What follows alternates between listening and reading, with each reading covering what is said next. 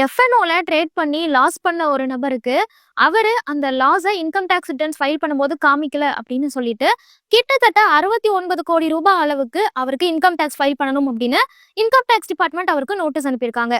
இந்த ஒரு சம்பவம் அப்படிங்கிறது படிக்கிற எல்லாத்தையுமே பெரும் அதிர்ச்சிக்குள்ளாயிருக்கு அப்படின்னே சொல்லலாம்.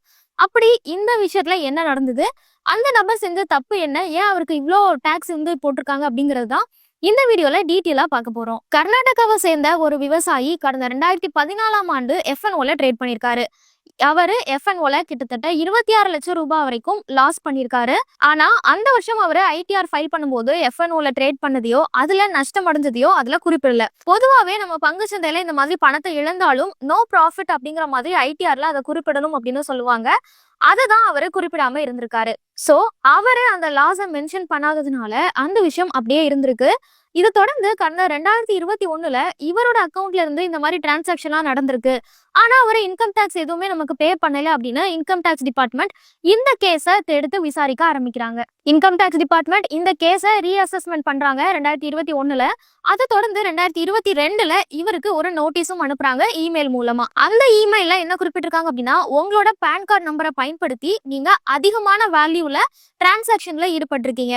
ஆனா அதை பத்தி யாருக்கு வந்து எவ்வளவு பே பண்ணீங்க, அது மூலமா உங்களுக்கு எவ்வளவு ப்ராஃபிட் கிடைச்சது அப்படிங்கிற மாதிரி எந்த ஒரு தகவலுமே உங்களோட ஐடிஆர்ல நீங்க வந்து எங்களுக்கு மென்ஷன் பண்ணி காமிக்கல. சோ இதை பத்தின விளக்கத்தை நீங்க கொடுக்கணும் அப்படின்னு 2022ல அவருக்கு ஒரு இமெயில் அனுப்புறாங்க. ஆனா அந்த நபர் இமெயில செக் பண்ணல. சோ அவரு இந்த நோட்டீஸையும் படிக்கல அப்படின்னு சொல்லப்படுது. இதை தொடர்ந்து இன்கம் டாக்ஸ் டிபார்ட்மெண்ட்ல இவங்களுக்கு எந்த ரெஸ்பான்ஸுமே அவர் கொடுக்கல அப்படின்னதும் அவரோட அக்கௌண்ட்ல இருந்து டிரான்சாக்ஷன் நடந்து கிட்டத்தட்ட 69 கோடி டிரான்சாக்ஷன் நடந்திருக்கு அப்படின்னு குறிப்பிட்டிருக்காங்க.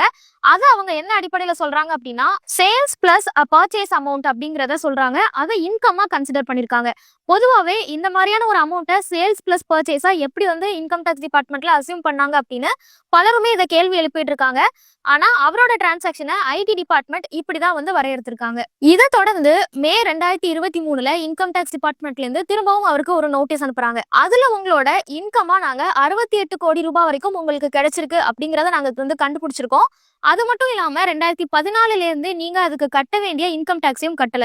சோ கட்ட வேண்டிய இன்கம் டாக்ஸ், உங்களுக்கு வந்த இன்கம், அது மட்டும் இல்லாம நீங்க அதுக்கு கொடுக்க வேண்டிய இன்ட்ரெஸ்ட் அப்படின்னு எல்லாம் சேர்த்து 69 கோடி ரூபாய் நீங்க இன்கம் டாக்ஸ்க்கு கட்டணும் அப்படின்னு அந்த மெயில அவங்க குறிப்பிட்டு அனுப்பிச்சிருக்காங்க. திரும்பவும் அந்த நபர் இந்த இமெயிலையும் இக்னோர் பண்ணிட்டாரு. அவரை இதை படிக்கவே இல்லை, இந்த இமெயிலே ஓபன் பண்ணி பார்க்கல அப்படின்னு சொல்றாங்க. இதை தொடர்ந்து கடந்த டிசம்பர் 2024ல இன்கம் டாக்ஸ் டிபார்ட்மெண்ட் இவர்கிட்ட இருந்து எந்த ரெஸ்பான்ஸும் வரல அப்படிங்கறதுனால இவரோட பேங்க் அக்கௌண்ட்டே ஃப்ரீஸ் பண்ணிடுறாங்க.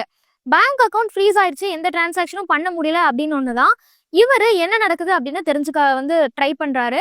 ஸோ பேங்க்ல கேட்கும்போது ஏன் அக்கௌண்ட் ஃப்ரீஸ் ஆயிருக்கு அப்படின்னு சொல்லும் போதுதான் ஆட்டோமேட்டிக்கா இதெல்லாமே அவருக்கு தெரிய வருது.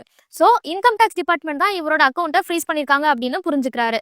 இதுக்கு இன்கம் டேக்ஸ் டிபார்ட்மெண்ட் கிட்ட விளக்கம் கேட்ட போது அவங்க நடந்தது எல்லாத்தையுமே சொல்றாங்க. இவரும் வந்து எனக்கு லாஸ் தான் ஆச்சு, அதுல இருந்து நான் எதுவுமே கெயின் பண்ணல அப்படிங்கிற மாதிரியும் சொல்றாரு. இப்போ இவருக்கு வழங்கப்பட்ட அந்த இன்கம் டேக்ஸ் அப்படிங்கிற 69 கோடி ரூபாயும் என்னால கட்ட முடியாது அப்படின்னு சொல்லிட்டு அதை அப்பீல் பண்றதுக்காக இவர் ட்ரை பண்றாரு. ஆனா இந்த மாதிரி அப்பீல் பண்ணி அந்த டாக்ஸ் டிமாண்ட் எவ்வளவு டாக்ஸ் கேட்கறாங்களோ அதை வந்து ஸ்டே வாங்கணும். அப்படி ஸ்டே வாங்குறதுக்கு இவர் கிட்டத்தட்ட 20% அந்த அமௌண்ட்ல இருந்து 20% டெபாசிட்டா கட்டணும். ஆனா டெபாசிட் கட்டுறதுக்கு கூட அவ்வளவு அமௌண்ட் இவர்கிட்ட இல்ல அப்படின்னு சொல்றாரு. சோ இவரால அந்த டாக்ஸ் அமௌண்ட்டும் கட்ட முடியாது, அதுக்கு ஸ்டே வாங்கணும் அப்படின்னா அதுல கட்ட வேண்டிய 20% டெபாசிட் அமௌண்ட்டும் இவரால கட்ட முடியாது அப்படிங்கிற சூழ்நிலையில இவரோட மற்ற சொத்துக்கள் எதையாவது இன்கம் டாக்ஸ் டிபார்ட்மெண்ட் சீஸ் பண்றதுக்கான வாய்ப்புகள் இருக்கு. இந்த கேஸ் வந்து பெண்டிங்ல தான் இப்போ இருக்கு. இந்த கேஸ் முடிஞ்சு இவருக்கு என்ன மாதிரியான தீர்ப்பு வரப்போகுது, இவரை வந்து ஃபுல்லா கட்ட சொல்ல போறாங்களா அப்படின்னு வந்து வெயிட் பண்ணி தான் பார்க்கணும். ஆனா அது வரைக்கும் இவரோட மற்ற சொத்துக்கள் எல்லாமே சீஸ் பண்ணிடுவாங்களா அப்படிங்கிறதும் ஒரு கேள்விக்குறியா தான் இருக்கு. சோ இந்த ஒரு கேஸ் மூலமா நமக்கு என்ன தெரிய வருது அப்படின்னா, நம்ம ஷேர் மார்க்கெட்ல என்ன பணம் போட்டாலும் சரி, அதுல இருந்து லாபம் கிடைச்சாலும் சரி, அதுல நஷ்டம் அடைந்தாலும் சரி, இல்ல ஷேர் மார்க்கெட்டே இல்லாம நம்ம வேற எந்த டிரான்சாக்ஷன் பண்ணாலும் சரி, இன்கம் டேக்ஸ் ரிட்டர்ன்ஸ் நம்ம கண்டிப்பா ஃபைல் பண்ணணும். அப்படி நம்ம ஃபைல் பண்ணும்போது அதுல நமக்கு ஏற்பட்ட செலவுகள் என்ன, எவ்வளவு லாஸ் பண்ணிருக்கோம், எவ்வளவு கெயின் பண்ணிருக்கோம் அப்படிங்கறதெல்லாம் எந்த ஒளிவு மறைவுமே இல்லாம கரெக்டான தகவல்களை அதுல நம்ம ஃபைல் பண்ணணும். ஒருவேளை நம்ம ஃபைல் பண்ணாம விட்டுட்டோம் அப்படின்னா இந்த மாதிரி பல வருஷங்கள் கழிச்சு பெரிய அமௌண்ட்டா நம்மளே எதிர்பார்க்காத அளவுக்கு ஷாக் கொடுக்குற மாதிரியான விஷயங்கள்லாம் நடக்கிறதுக்கு வாய்ப்பு இருக்கு.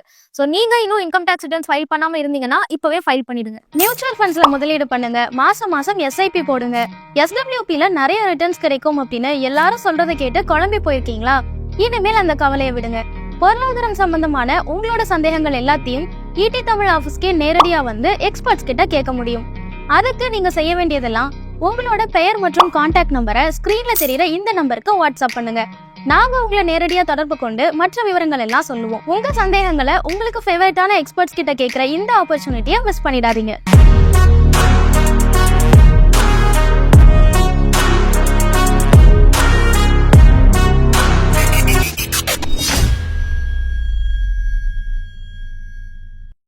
மேலும் ஈடி தமிழ் சேனல்ல வரப்போகும் பிசினஸ் மற்றும் அது ரிலேட்டடான வீடியோவை பார்க்க உடனே கீழே இருக்க சப்ஸ்கிரைப் பட்டனை கிளிக் பண்ணுங்க.